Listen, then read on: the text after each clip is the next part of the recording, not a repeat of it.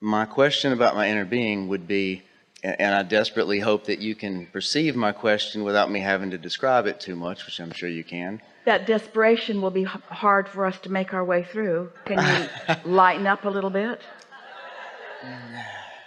Can you give it a rest? Can I give what a rest? The desperation? Okay. My question is about, I'm very satisfied with my inner being and my relationship with it. In many ways, it seems of a similar nature to what Esther, Abraham experienced, although maybe it's totally different. It's similar, and the more you are allowing it to continue to expand, the more like it is. Your relationship with your inner being is just a budding relationship. You're just getting to know one another. Esther hasn't even begun to allow us to assist her in the ways that are possible, because she's still hung up on her humanness to a certain extent, and so are you. Why is my inner being seemingly, most people talk about, flowers and roses and beautiful things. My inner being seems to be very... Don't let others define what's nice for you. Don't let others and their words that may be aligned words or not, don't let them dictate to you what is wanted by you. Let your emotions guide you. So the inner being that I'm speaking of, which I'm sure that you perceive on, that is my inner being, because it seems very, it's magical, it's powerful, but it's extremely, well, I'll lay it out there. It takes the form of a dragon very often. It's very powerful, very vicious, but beautiful. You translate it that way because of its power. Everything is coming through your interpretation. So the block of thought that you are receiving, because there are very few humans who are physically around you, who are connecting with this energy and allowing it to flow. And so your mind had to make it something really unusual. And so you used all of those elements of power and speed and force and stamina and intensity and all of that. You see what we're getting at? Mm-hmm. It's your translation. It's your way of describing. So that energy is still my inner being then. And it's pure positive energy. Okay. I have, there's no, in everything, I mean, I've experienced it a long, long time, and it has never showed me anything aside from its divineness. It just takes a very strong form. Again, we'll reflect that back to you. It's your way of saying my inner being is more powerful than anything I've witnessed in physical form. And we say, of course it is. Everyone's got that dragon within them, that eagerness to go, and that it's the power of it, it's the strength of it, it's the longevity of it, it's the eternalness of it. Yeah. The last question would be it's all related though. You talk very often about the movements that through the body, from, I guess you know what I'm talking about. Whenever this energy comes through me and I can summon it at will, I don't have to wait for meditation and stuff, but in meditation it happens. The body movements in mine can be extremely, they can be subtle, but they can be extremely dynamic. They come to me when I need them. When you allow them. What is the purpose of those movements? What is your definition of what those are for? Because I know a lot of people here experience those. The most important thing to know about them is that it is evidence that you are out of the way and allowing the impulse to be received. It's the same conversation that we had earlier when there was confusion about the difference between a thought and an impulse. We're always deliberate in the way we offer these blocks of thought to Esther so that she can find words that will not mislead you in this sense. We never want you to feel like you are puppets on a string. We never want you to feel like you are just opening up and letting go and letting something else live through you. That's why we enjoyed so much this conversation about who's leading, who's doing the leading. In other words, you are. In your physical form, you are the one out here on the leading edge, asking the leading edge questions and finding the leading edge desires and doing the summoning from the resources of all that is. Not all that has been, all that is. And so as you allow yourself to acknowledge that your contrast, your newness has caused the desire within you, and that desire within you has done the summoning, and now you're completing the equation, you're balancing your energy, not only by having the desire that is attractive in nature, that is causing law of attraction to respond, but now you are monitoring and contouring your beliefs, your thoughts, you're giving it a rest, you're letting things go, you're quieting your mind through meditation. In other words, you're learning through your emotional center to balance this energy within you. And as you do that, then you unite with your inner being, and together we go into this place that is new. It's like you reuniting with your soul and doing it deliberately. And until you do, your inner being will not create your reality without your participation. Your inner being will not make you a puppet and cause you to live a life that your own personal, in this now moment intentionality is not a part of. You see what we're getting at? This is your life, and you get to choose it with all of the support of all of the energy that creates worlds with you. That's some big dragon, isn't it? In the sense that there's big time power within that, you see. Being a creator is a wonderful thing. Being a deliberate creator is the only way that you're ever happy in the process of it. And not being deliberate, you can't stand that. You don't like the limpness of just sitting around and observing and not defining anything or making a decision about anything. Isn't it so much better for you when life helps you to decide, even if you're not capable yet of being true to your own decision? Doesn't it feel good to make a decision? And don't you really like it when that decision is something that you own? And don't you like it even more when the decision that you made, that you've practiced owning, now is reflecting outwardly into your life with evidence? Yeah. Creation is fun, and creators must create, and you are creators who must create. Nothing less than that will do, you see. You just can't phone it in. You can't. You're here. The fact that you are here is evidence of who you are. And now, if you are to be happy, you've got to exercise your ability to direct your thoughts. And when you do, feelings of well-being come over you, feelings of satisfaction, feelings of clarity, feelings of right place, right time. You get in sync with the universe. Everything works for you. A sort of magic surrounds you.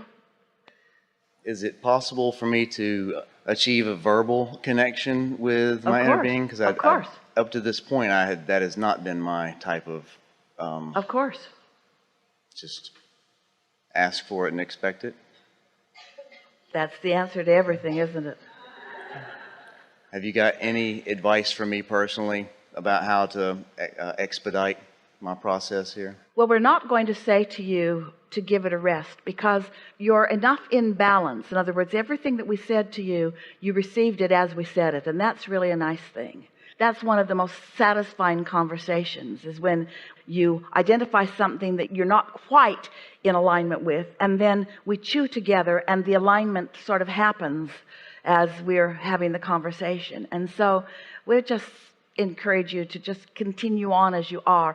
Be easy about it, and maybe a little less determined. You know that feeling of eagerness that you feel as you are approaching the top of the cliff or the peak of a mountain, and you know it's going to be a good view. You know it is. But every time there's an eagerness that comes over you as you find that newness. It's that feeling that you want to encourage. That's the feeling that we want all of you to feel. Some of the peaks, by comparison with other people, they're small peaks. But when it's a new one for you, your inner being celebrates as if it were the highest peak that anyone had ever achieved at any time, you see. Because everything that you are living is new unto this universe. And so when you allow yourself to have a new experience, and you feel that feeling of passion or exhilaration that you often feel, that's your inner being experiencing this newness with you. And newness with you is new unto the universe. It doesn't matter how many other people have had a new experience. Newness with you is new unto the universe. It matters. It matters to all that is, and therefore it should matter to you too. Yeah. Enough?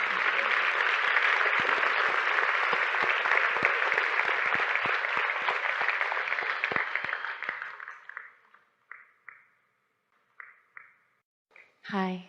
So I want to talk about turning thoughts to things. I had this pretty woo-woo experience where We created a desire, and then we energized it by blessing it, sending love to it.